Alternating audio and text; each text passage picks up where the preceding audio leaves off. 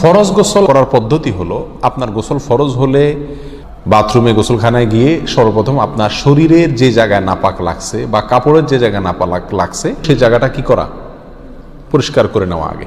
যদি আপনার জায়গাটা চিহ্নিত থাকে যে এই জায়গাটা নাপাক লাগছে, ওই জায়গাটা ধুয়ে ফেলান। এরপরে নামাজের জন্য যেভাবে আমি অজু করছি সেভাবে অজু করা। এরপরে অজু করা, হাতের কবজি ধোয়া, এরপরে কুলি করা, নাকে পানি দেওয়া, মুখ ধোয়া, হাতের কনুই পর্যন্ত ধোয়া, মাথা মাসা করা, এরকম অজু করা। অজু করার পরে এবার আপনি গোসল করেন। সেটা শাওয়ার দিয়ে আপনি মাথার উপরে পানি ঢেলে হোক আর আপনার মগ দিয়া হোক, যেভাবে হোক আপনি গোসল করেন।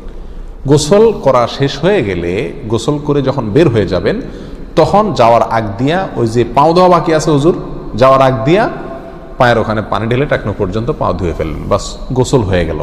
এর ভিতরে আপনার শরীরের প্রতিটি অঙ্গের প্রতিটি জায়গায় পানি পৌঁছানোর চেষ্টা করতে হবে। প্রকাশ্য অঙ্গ যেগুলো, নাভির প্যাচ থেকে নিয়ে, বগলের নিচ থেকে নিয়ে, আঙ্গুলের চিপা থেকে নিয়ে, প্রত্যেকটা জায়গায় যেন পানি যায়, সেজন্য সেখানে পানি পৌঁছানোর চেষ্টা করতে হবে। ডলার দরকার হলে ডলবে, যেভাবে ওখানে পানি পৌঁছাতে হবে। কানের প্যাঁচের ভিতরে, একেবারে গভীরে না, প্যাঁচগুলোর ভিতরে যেন পানি যায় সেদিকগুলো খেয়াল রাখতে হবে। কোনো একটি জায়গা যদি শুকনা থাকে তাহলে কি হবে না, ফরজ গোসল হবে না।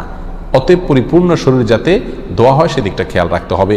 নেল পালিশ ইত্যাদি বা কোনো রং টং ইত্যাদির কারণে যদি কোনো আবরণ থাকে শরীরের উপরে, তাহলে সেগুলো সরা নিতে হবে, তা না হলে কি হবে না, ফরজ গোসল আদায় হবে না। কথা, প্রথমে শরীর এবং কাপড় থেকে নাপাকগুলো ধুয়ে নেব, এরপরে অজু করব পূর্ণাঙ্গভাবে, পাও ধোয়া বাদে। এরপরে গোসল করব, আর বের হওয়ার সময় দোনো পাও টাকনো পর্যন্ত ধুয়ে তারপর বের হয়ে যাব। এই গোসলের সাথে আমার অজু হয়ে গেল। এই গোসলের পরে আর কি করার দরকার নাই, অজু করার দরকার নাই। অনেকে গোসলের পরে অজু করেন, এটা কোনো প্রয়োজন নাই। তবে কেউ যদি গোসল করা অবস্থায় তার পেশাব চলে আসে, অনেকে আছে পানির স্পর্শ লাগলে পেশাব বেশি আসে, তো গোসল করা অবস্থায় যদি তিনি পেশাব করে দেন বা অজু ভঙ্গের কোনো কারণ তার ভিতরে আসে, তার বায়ু ছাড়লেন, তাহলে তো সেক্ষেত্রে অজু যেটা শুরুতে করছিল ওইটুকু তো আর নাই।